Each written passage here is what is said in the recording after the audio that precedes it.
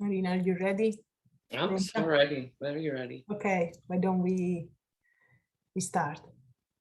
I want to give to you as much time as possible. So I would like to thank everybody who is joining us today.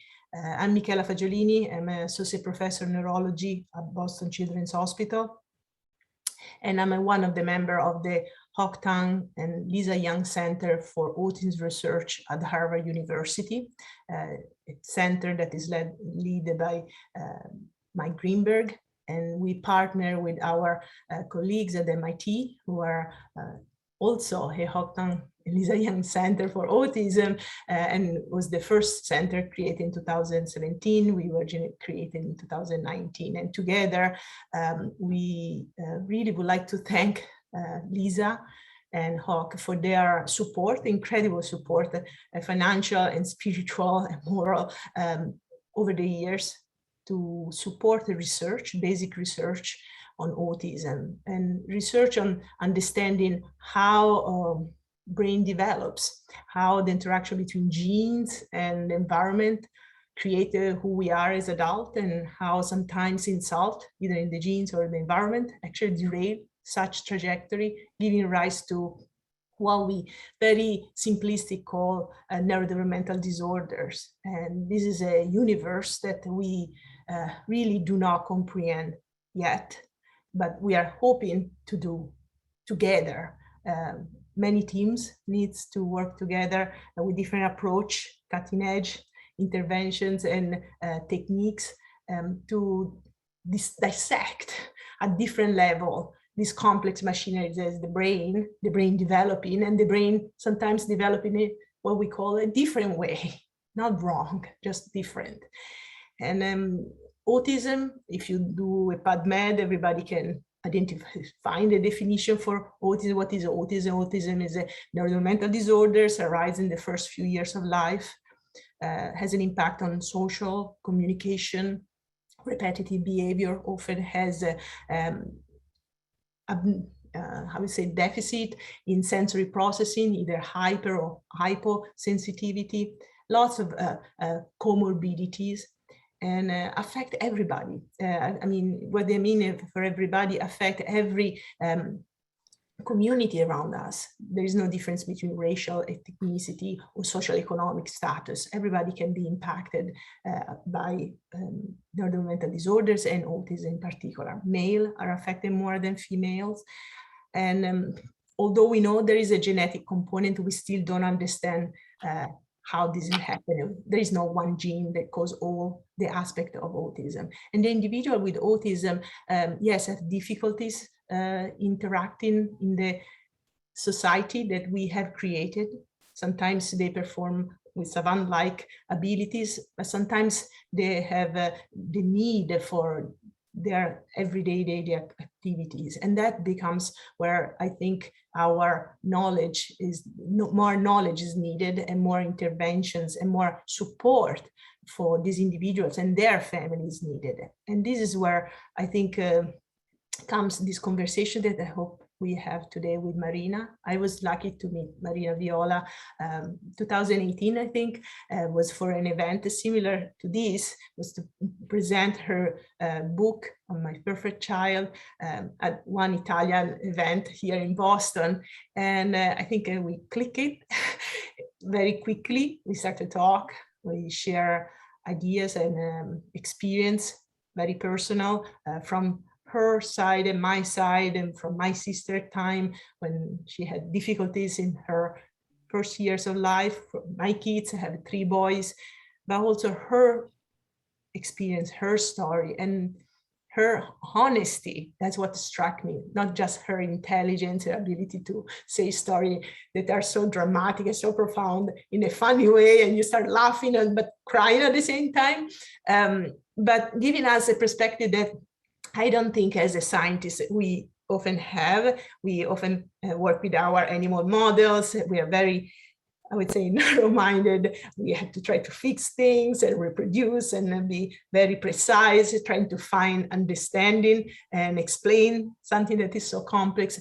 But her perspective was very refreshing to me, because was my child is perfect. and you should try to understand and accept that. Yes, you can try to find a treatment, a cure, but you should also accept that he's perfect and you are not. And it's true, we are not. No one is perfect, and we are not here alone, and we have to work together to make things a little better, a little easier. And so this is the first conversation that we have. I hope we can have a more opportunity like this, and maybe this is just a starting point, a platform for more families, for more individuals, for more foundation who wants to talk with each other, talk with the scientists, talk with the clinicians. Today, I think we will focus more on the perspective from Marina. And as I said, I'm a basic scientist. I don't treat patients. My patients are mice. And so for intervention, we may in the future call more clinicians, but we are here to talk with you and listen to you. So I would like to give the stage to Marina and stop here. And thank you again to everybody. And thank you again to Lisa and Hawk for this. Thank you. Thank you, Michela. Now it's going to be very hard to produce what you said I would do, but I'm going to try. So I'm not a mouse, and I did not give birth to a mouse, but I gave birth to a very beautiful son, perfect to me, I should say. I was 28 when I got pregnant with Luca after a long time that I've tried to get pregnant and I couldn't. I remember the day when the big plus came on the test, and I was so excited. And I remember then I found out it was a boy, and I grew up in a very matriarchal family. I have 3 sisters and a mom. Our father died a long time ago. So my mom was like, what do you mean a boy? She did not put into consideration the fact that it could be a boy. So anyway, so I decided that boy was going to be, the perfect of all boys. He's going to be bilingual, of course. He's going to be, great at sports and sensitive and have all kinds of partners. And he would just tell me all about them, and would have the most amazing relationship. And like every mom who was expecting, he was born on the first snow day of the season. It was November, and it was a Tuesday. And right after the labor started getting really hard, my husband Dan ended up in the emergency room because he had eaten a rotten chicken sandwich. So I was left alone, pushing through this baby, and thank God my sister-in-law Claudia came and helped out. And this creature came out. He was ugly. He had a cone head, and his face was all red from all these hours of labor and pushing. But that night, when Dan was also a patient at the hospital, and me and Luca was between us, we started to get to know this little baby, and it was a very magical moment, of course. And 4 months went along when everything was just normal, till one day Dan said, I think this baby's not smiling like the other babies. He seemed a little concerned. I'm like, let's start to smile about it. 4 months, like you just, there's nothing to laugh about at 4 months. I was a little scared of what Dan had said. So we made an appointment to the doctor. The day the doctor wasn't there was just an assistant who had been working with babies all of her life. And I remember her looking at Luca and say right away, he has very low muscle tone. He's not looking at you in the eyes. He's not engaging, and we should do something as soon as possible. Of course, it was terrifying because nobody's prepared for such, news. And but I called the early intervention program, and he was assessed, and they told us that he needed just some physical therapy and occupational therapy, which he started. And even though I was scared that, the therapists who would come to our house were very nice, and they always would reassure me that everything would be okay. It's normal to have, it's not out of the ordinary to have a little low tone. And he wasn't looking at us because his head couldn't move very well. I don't know. They made it so that it wasn't too bad until a year later, or months later, when he was assessed by the early intervention program, and it came out that he had not made any progress at all. I knew, but I didn't want to know, and that we needed to see a neurologist as soon as possible.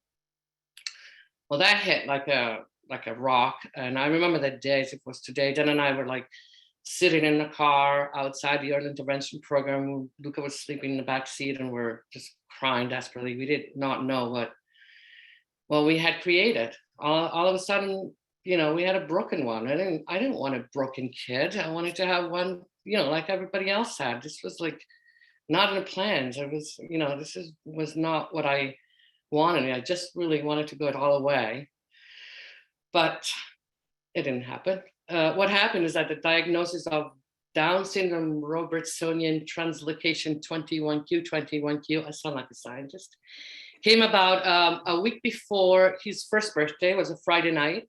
The phone rang and the doctor announced it, saying, you know, I don't know much about it. It's a pretty rare form of Down syndrome, but I'm sure Google can help you.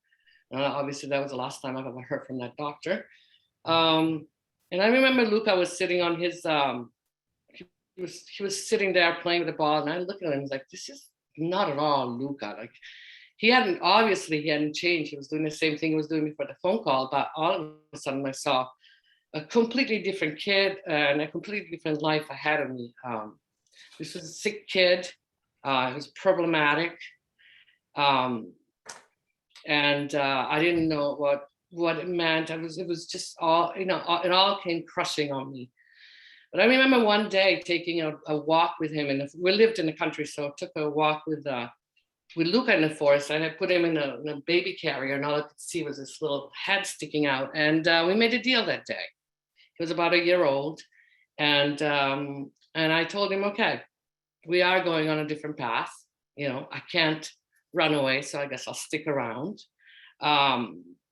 It was a path that I wasn't prepared for. No prenatal class has ever told about the possibility that a kid could not be what you expected. I told him it was going to take time for me to appreciate him and recognize his his being different from what I expected. But he had to not die. I told him, you just wait for me. I'll take that thorny road to acceptance. It's a solitary road. It's very scary. You don't know. You're always afraid that the phone's going to ring and you have more diagnosis, which was happening. And it was, but I knew that I had to go, and I needed to go alone. And so I asked him to wait for me at the other side of the path, and just not to die in the meantime, just to be, you know, there.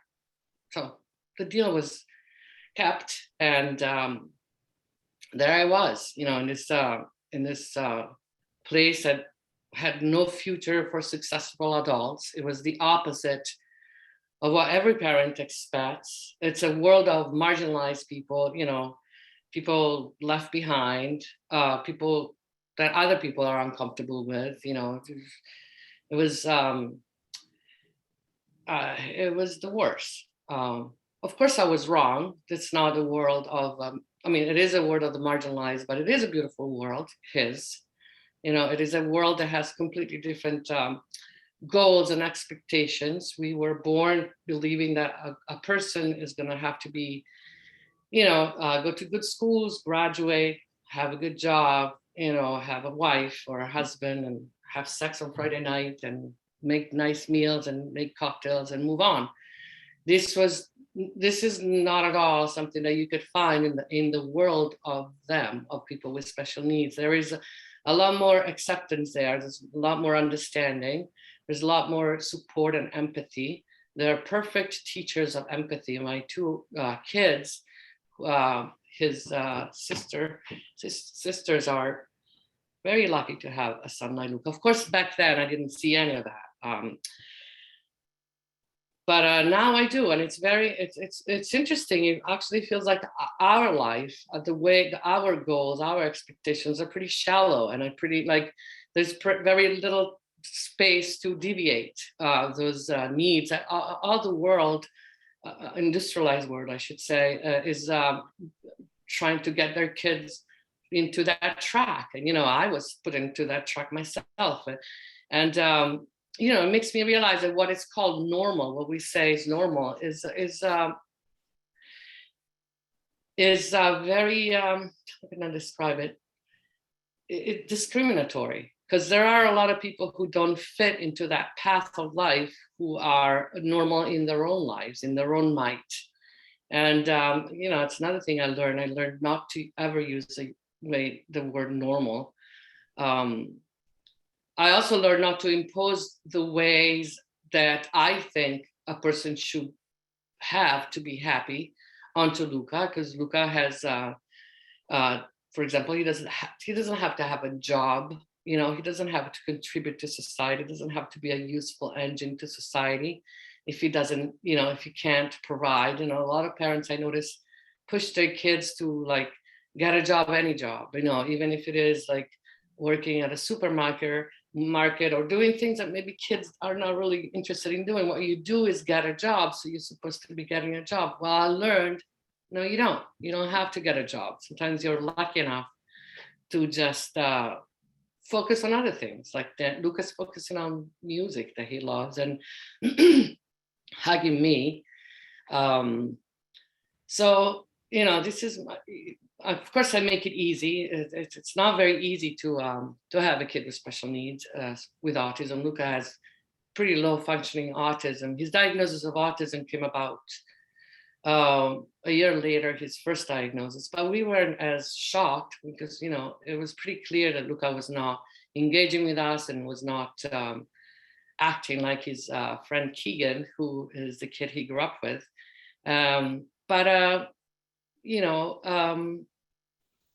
So it's not easy to have a kid with autism like Luca.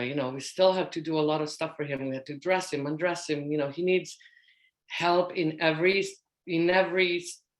part of his daily life. It is very challenging for parents. But I came to believe that it is not his disability that makes my life difficult or his life difficult. What makes my life or his life difficult is the fact that society has not yet prepared itself for a diversity, for anything that doesn't fit the square. And therefore there are no paths that Luca could take in his life that make him successful. It always takes a parent or a very good educator to sort of try to impose their ways into a society that doesn't really have much room for people like Luca. For example, Emma, my daughter Emma, she's 14, she's witty, she's smart, she's funny, she's very good, and she's following a path that all kids follow. She goes to public school, like elementary, middle, and high school, and then she'll probably end up in college. She'll probably end up living on her own, and all these things that to us seem very normal and obvious, completely revolutionized when you are in front of somebody with Luca. And what's the sad part is that there is no clear path for people like him. There is no this follows the other thing in a natural way. There's always fighting, there's always battling, they're always trying to understand what it is that they need and try to to get to that point. And it's a problem that is really huge, because I am white, middle class, educated person, and I can hire a lawyer to help Luca to get all of his services. And a lot of people who don't have my my luck and have kids like Luca are even much worse. And shouldn't be up to the class or gender or race of people in order for their kids to have services. It also makes it really hard for people to accept a kid with special needs in general, because if they're so rejected, then it is like a nightmare to have somebody like that doesn't fit into the normal group, because what it's like. Your kid is going to be marginalized. Your kid is going to be bullied. Your kid is going to be maybe sent to a place where no one cares for them. They're very vulnerable people, and it's very easy to take advantage of somebody like Luca. And it's very hard for parents to accept it. But if it was like considered a normal part of life, as it is, disabilities have existed since the beginning of life, and it should be. And if it was treated like a normal aspect of life, it wouldn't be an issue to have a person with special needs in the family. So since I'm talking to scientists, help us. How can we help you? Tell us. Well, one thing you could do is kill Rain Man. Just tell people never to watch Rain Man. That's not what we're dealing with here. Rain Man was great. It was a beautiful movie, but it was not what we deal with. None of the parents deal with Rain Man. I'm sorry for you, dear science. I mean, now this time with fake news and, everybody believes things that have not been scientifically proven and disregard things that have been scientifically proven for ideological reasons makes it really hard for science to do their jobs, I believe, and autism is a complicated diagnosis. There's so many reasons why it occurs. I mean, you were talking about it at the beginning. We don't even know, and it comes with misconception. When you have Down syndrome, you have an extra chromosome, and that's more or less what, the very wide range of abilities, but you know where it comes from, like the extra chromosome. Autism, you have no idea. And so it's a very easy way to follow misconceptions, things that are not scientifically proven, and that with the desperation of some parents leads to terrible things, like like make you believe if you eat probiotics or have more vitamin needs, then you'll cure. There's no such thing as curing autism. Thank God. I think they give a great they're a great kind of population to have in our world, but it's terrible. There are all these people who spend and actually make people spend a lot of money off of desperate people who really cannot accept the fact that this is what their kid is. The kid has autism, but that doesn't mean he's to be thrown away, and they want to make him like a regular kid, and so they try all kinds of things that could also be dangerous for the kid itself. And so I'm asking science to help us bring light a little bit, maybe outside of your labs, where people are actually that was Margot, actually really dealing with people like Luca every day, and they, it's up to us at this point, and no one else. Maybe, like I said, maybe some good therapists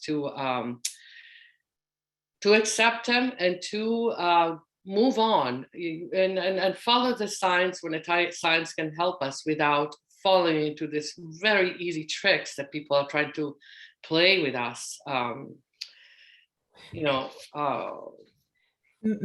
So a couple of questions before.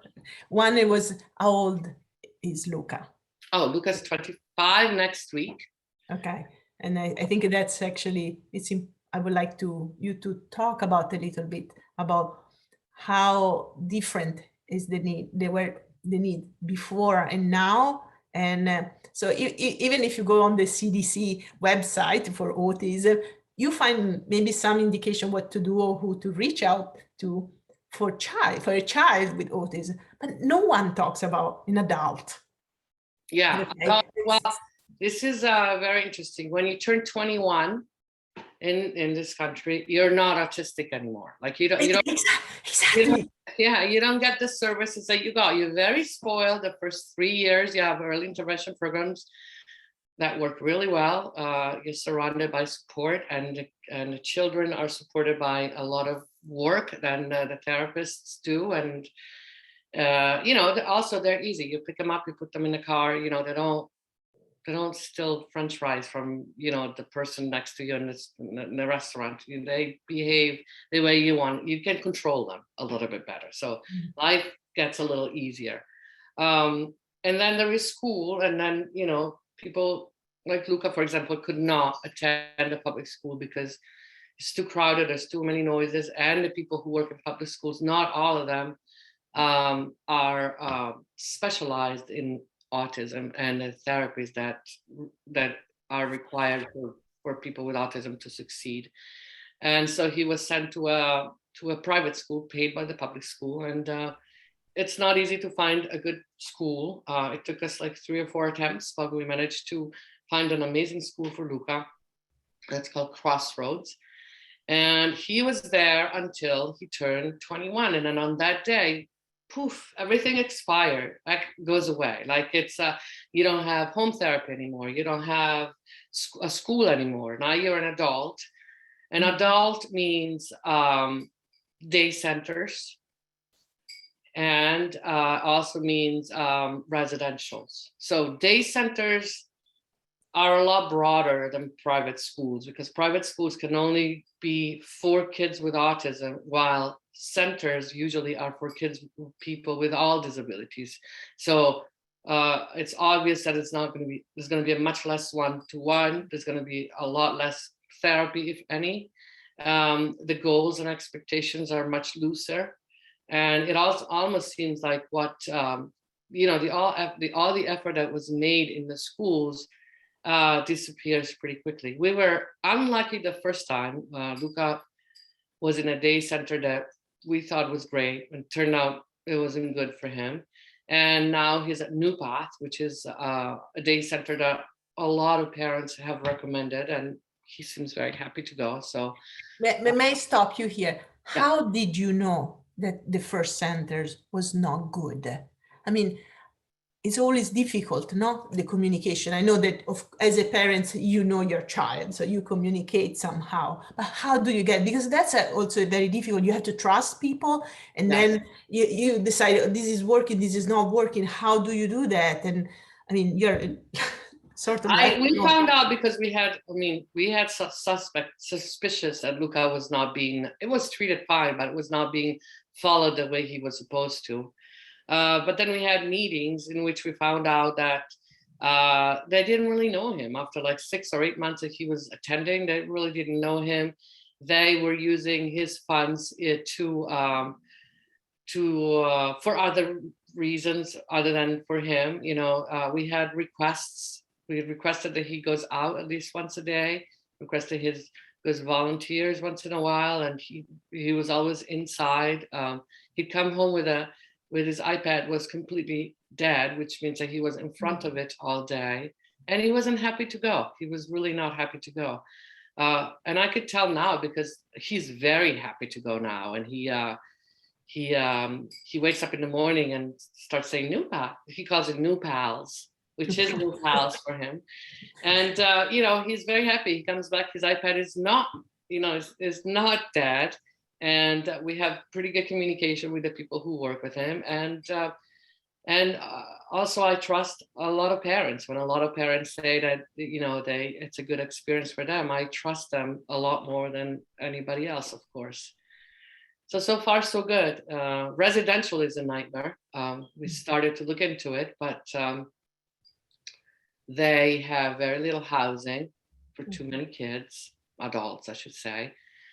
And, that could be a problem, because after a quarter of a century that I take care of Luca, I kind of, I'm at a point where, autism is great, Luca's great, but I need to get back to my things. And it's not, it doesn't really help the idea that Luca has to stay home for a long time. Having Luca means like not being able to go out ever, not being able to take trips. It's very demanding to have a kid like Luca for parents. And for Luca, it's very important that he learns to be without his parents, because hopefully he'll outlive us, since he's very healthy. And he definitely needs to have that experience and learn, like my other kids have learned. I really having harder and harder time tried not to compare Luca's life to my other kids' lives. They can get a house and do their things, and they do it because they want their independence. And it should be the same for Luca. This is another of my complaints. It's not the same for Luca. For Luca, it takes a long time, or you need to prove that you're dying, or you can't take care of him anymore for terrible reasons. Then you'll have to accept whatever it is. It could be like a hospital room or whatever. Parents have to have to be a lot more flexible when you have a kid with autism. And I don't like that. And I actually fight that. I don't want to be more flexible. I want Luca to have the same opportunities that Luke, Sophia, and Emma have. And so I have a hard battle ahead of me, but yeah, there's some questions coming in, and I know that the questions are for later, but this is relevant. So there are people asking, are there specific advocate groups, either at the state level or federal level, for advocacy for adults with autism? yes, do they exist, and are they effective, or yes, they're screaming but no one is listening? What's the situation? Because it's always the parents, no? Always the parents. And we don't. I must say I'm sure there are. Autism is so you could tell the numbers. There's so many people with autism right now that, of course, there are a lot of information out there that could actually be very useful, and advocacy and all that. We usually follow groups of parents who live in Massachusetts who and we ask each other questions, and people who know the answers shares it with the others. It is very useful, but I'm sure there's more than just that. There's a lot of things out there. Someone asked also about how Luca communicates. Can you share with us more about how Luca communicates with you? Does he use the iPad or other device, or is speaking words that are enough? So he was using the iPad, this program called, of course I can't remember right now, but it has PECS. So you could PECS, our picture exchange communication program. It's there are pictures, drawings very clear of each object, but also verbs or adjectives or whatever. You can really communicate really thoroughly with it once you learn. And Luca was pretty good with it, but he's always had some words, not many. He speaks Lucalese. You know, I'm sure that if you came here, you probably wouldn't understand a word of he was saying, but we understand really well, which is great, but it's also kind of a problem because he's not really understood outside of the household, and he needs to be understood outside of the household. So we're working on that at school. I mean, at the program, they're also working on that. And Luca communicates a lot with actions. He's extremely affectionate. He's extremely loving. He's obsessed with me, lucky me, and he communicates with me really well, but not better than with his father and with his sisters. We have a very special relationship, but it's nonverbal. It's very tactile, and which is very unusual for autism, but not very unusual for Down syndrome. So I guess since we have both choices, yeah, it's not easy though. He's very good at one-word requests: milk, water, French fries, pizza, those things. But he doesn't communicate emotions, for example. He doesn't communicate needs, for example, or if he has pain somewhere, he doesn't communicate that. So it's a very limited communication that for some reason seems to be enough for us in the family to understand. I'm jumping back and forward with questions that I see, and I'm very prepared.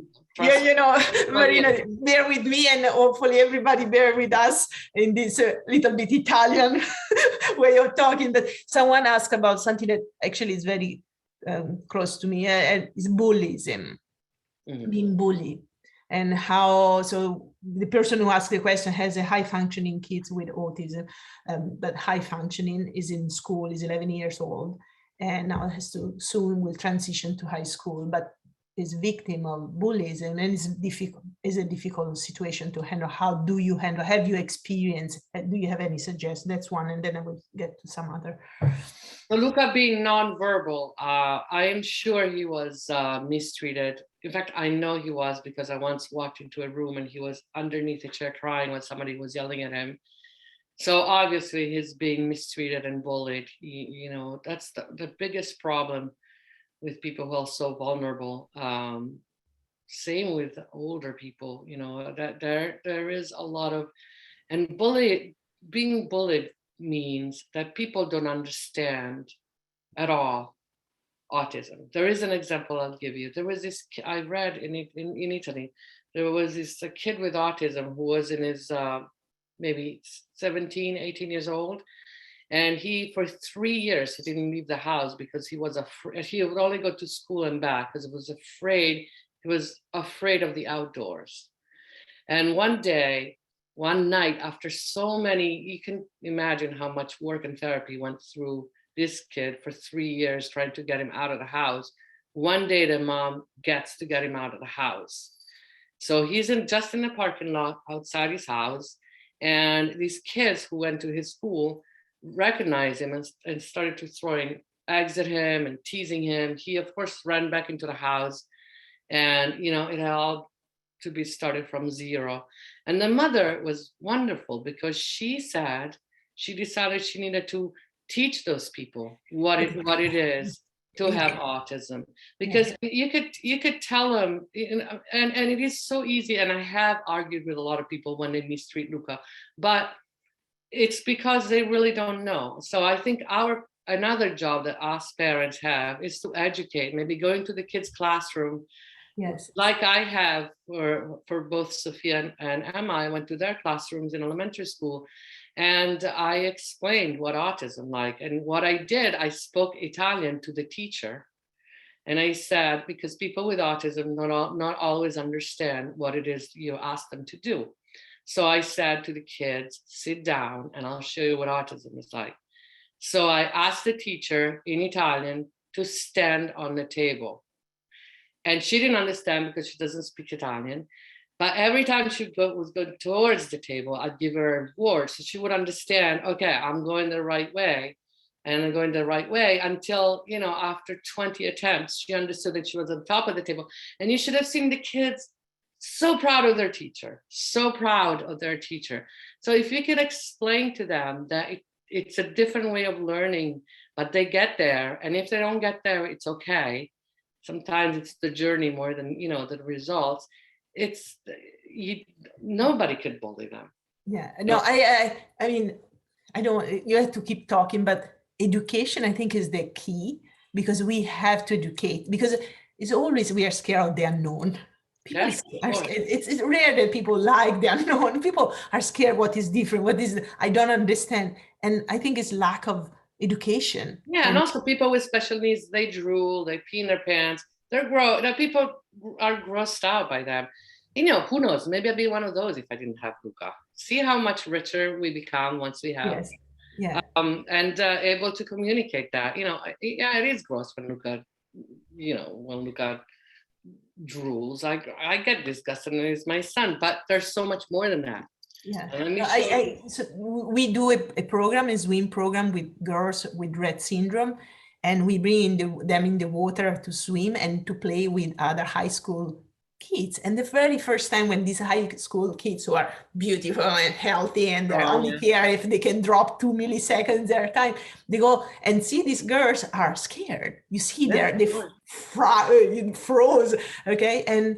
But then when they start to interact and talk and they start to, like you said, by trial and error, these girls are not communicative, but then you start to get some reward and you understand and you're not scared anymore. And then you come out of the water much more enriched than the girls. The girls are happy because finally they can play, like and move around like everybody other kids, because that's what they want, and not be judged. But the other kids also have grown because they've learned. And so I think the education part, and I think it should come from the parents, but maybe also from the scientists, I mean, is it? And from the teacher and from society, like really, not to always blame society, but like I said, if autism or any disabilities were considered part of human being, or you can be somebody who has 8 PhDs and, or you can be one who really loves to listen to cheesy Italian music, but you still have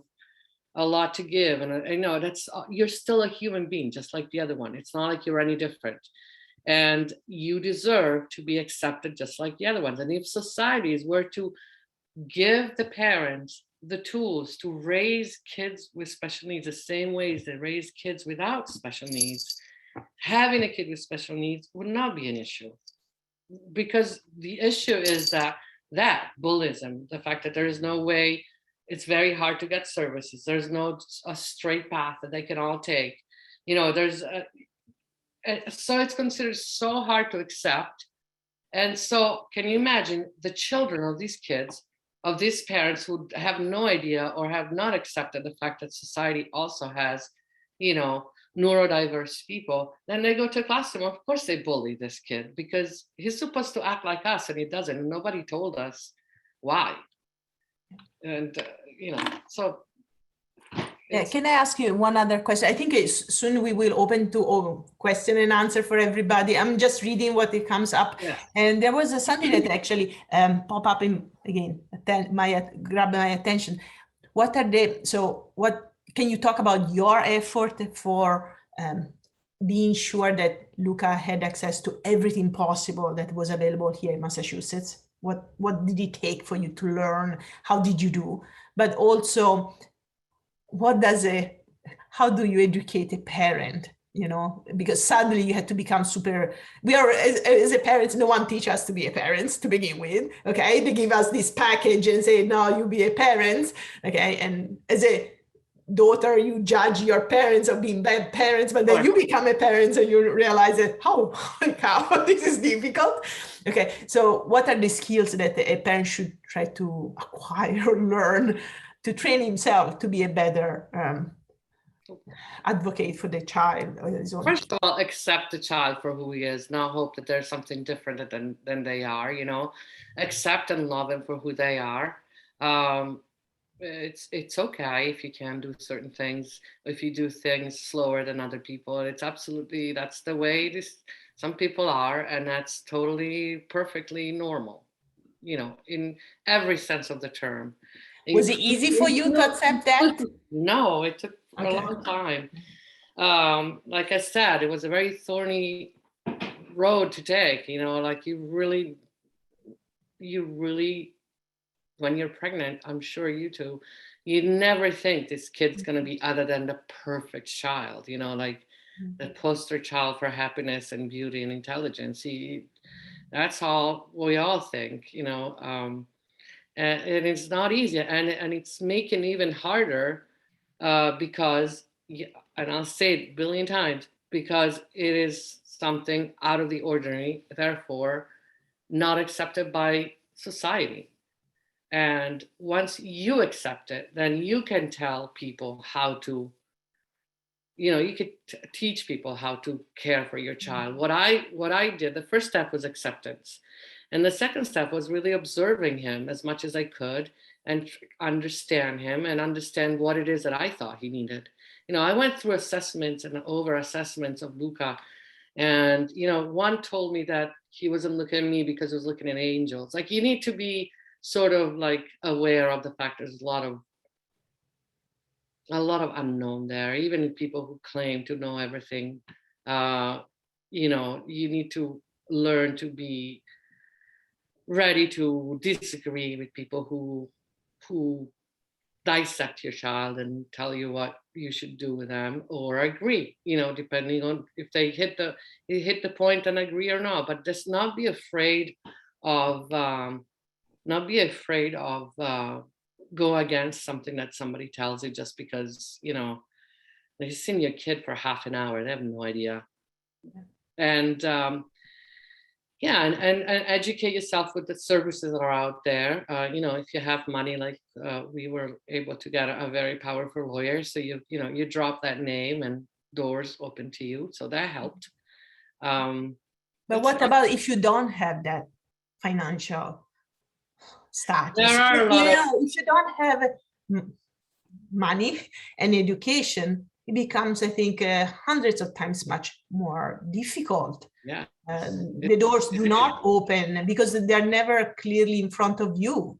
You know, there is a lot of, everybody has to almost reinvent and rediscover everything from zero and become the most educated person on the topic, but not always possible. And if you are not stable financially, how can you do that? It is really, really hard. It's there are some free, there are some advocacy groups that work for free, but you need to speak enough English. You need to be, good enough in trying to find where the information.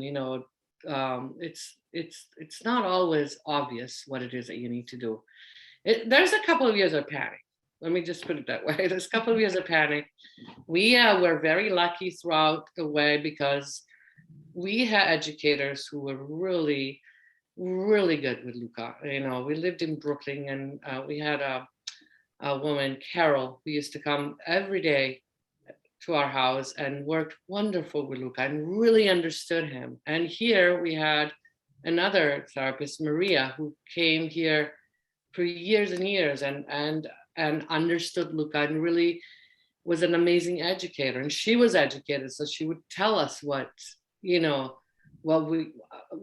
services we had access to, or what was good or what was not that good. And so, she's still is our ally in many ways. So, look around and never put your guard down and never, try to see your child as a person and not as a label. Yeah, I know that there are organizations like Autism Speaks that have lots of information, and now thanks to Google, you can Google and you will find some resources, and often they have multiple languages.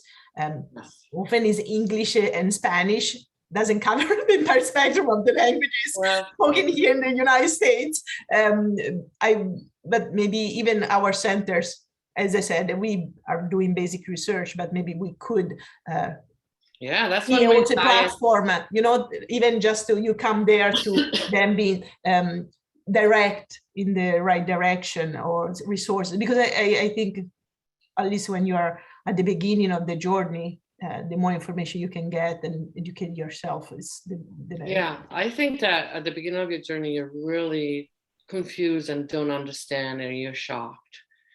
So if I could go back, I would really focus my first 6 months to say, all right, I'm in this, now what? Now what in terms can I, like I was saying before, Luca looked different to me. Like he wasn't the kid I came home with from the hospital. He's gone through so many transformations and so many acceptances on my part. First he was a kid who low tone, and then he was a kid with Down syndrome, then he was a kid with autism, now he has epilepsy. There's so many aspects of him, and you always have to just go through that path. And once you're out of that path, once you're like, okay, so it's you and me, kiddo, let's just work on it, then I think you're ready to be open to all kinds of suggestions and therapists. And I also learned to be selective with it. And I'm reading here and there. Sorry, I'm doing like this because I'm going between the question. And so Luca was your first child. Yes. Do you think if it was the second or the third, would have been easier or more difficult? You would have realized or accepted right away? You said at the beginning it was perfect, it was quiet, it was playing along, and you don't know anything. Okay, everything is okay, no? At the beginning, do you think that would help or not? I don't know. Well, it's interesting that when we had Sophia, then we felt Sophia was our first child. We're like, oh my God, this kid is able to just learn to walk without 2 hours of physical therapy a day. Like it was all a new discovery. So, that maybe would have taken it away from us. Maybe it would have been the opposite. I mean, with kids like Luca, the first time they look at you and smile, you give a party. You know, the expectations are much lower. You call home in Milan when your kid is says thank you to you.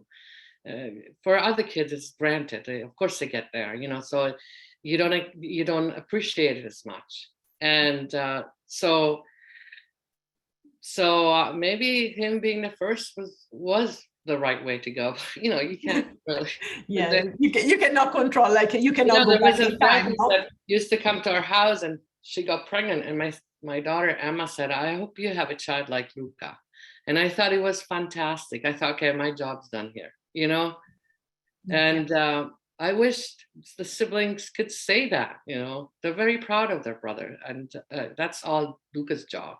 Yeah, and actually this goes to one of the questions was, what is the experience like for your other children growing up with Luca? How the experience of Luca impacted their growth? And you're already hinted to this if you want.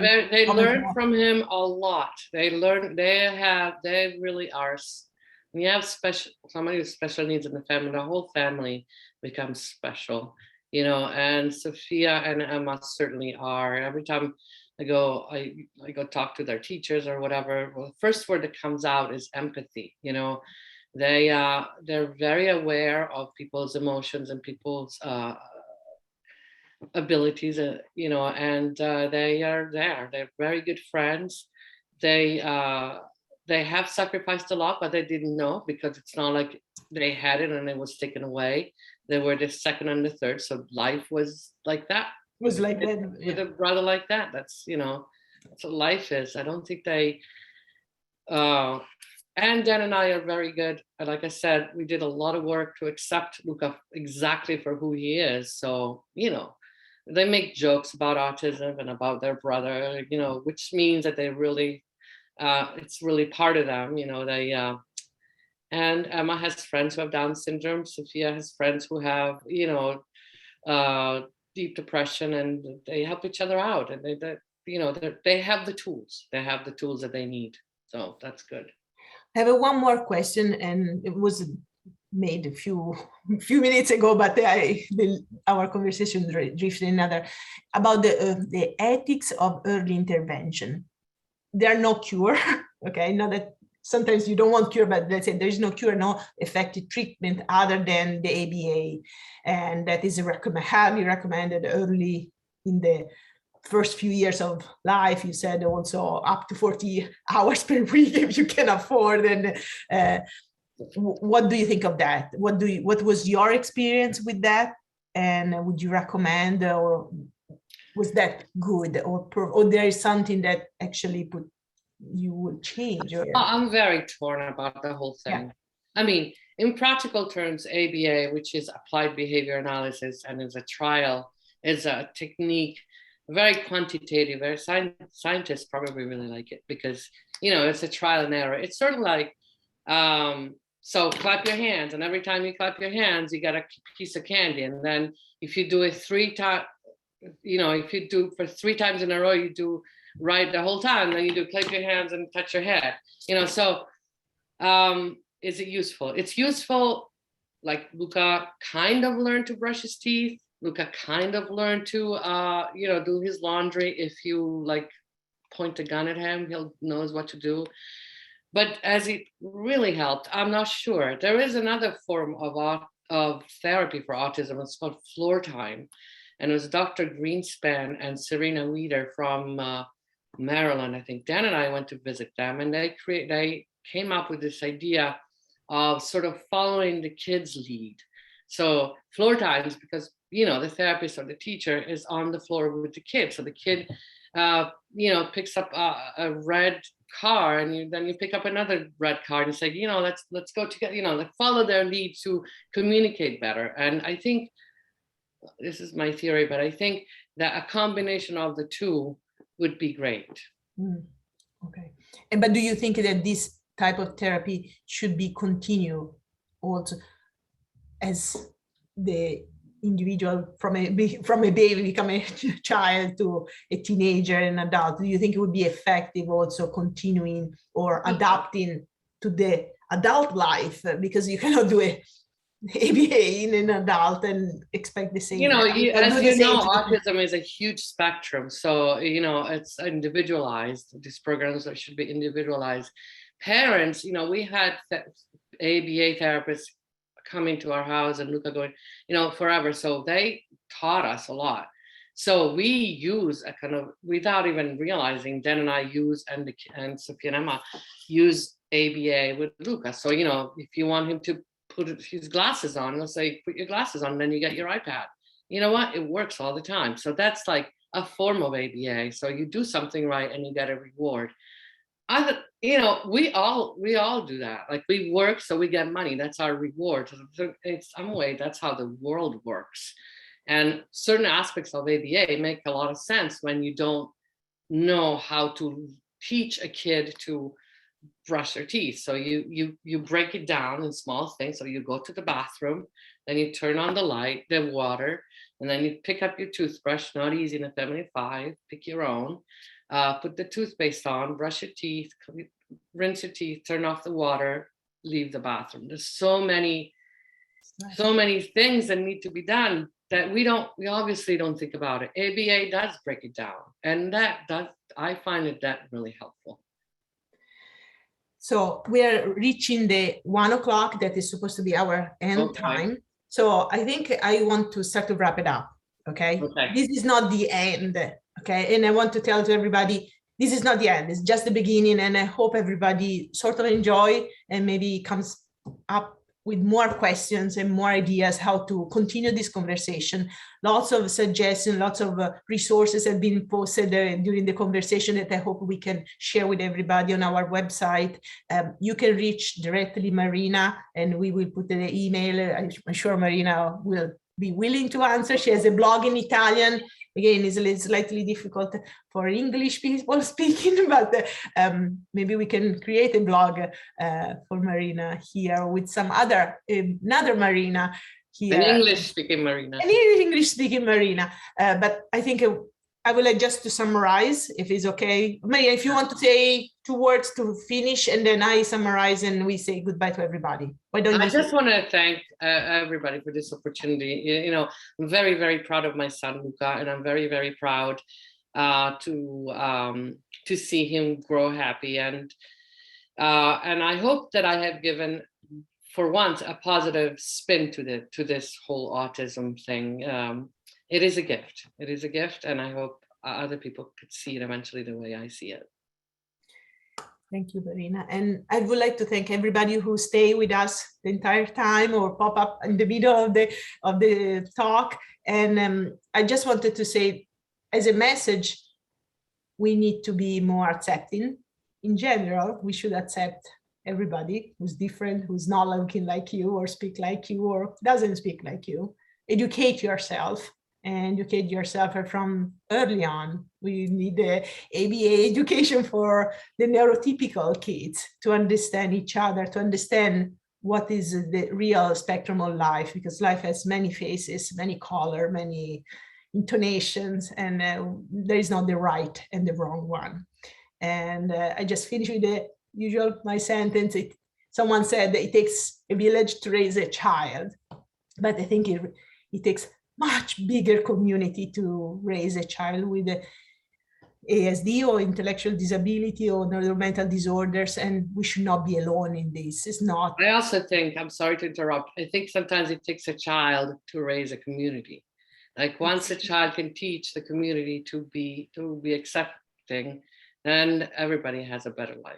I think everybody has to listen and be open to be impacted, to be to learn, to be, to consider themselves that they're not the perfect one who tell this is what you have to do. No, we learn from our children. So I want to thank everybody again. Please, let's do this again and do more and bring more people in this conversation. And I love you, everybody, and thank you. Thank you very much, and thank you for everything and the questions. And Yes. The love. And thank you, Parisa, for organizing this with Hoa, and Adam for the technical support, Lisa, Hawk, Mike Greenberg, and everybody who allow us to do this. Let's do again. And this has been recorded. I think we are going to be shared. So if you want to listen one more time and you're not bothered by our strongly accented English, we are here, and please reach out again. You are not alone. We are not alone. Thank you, Michela. Thank you. Ciao. Have a good day. You too. Bye. Bye. Ciao, ciao.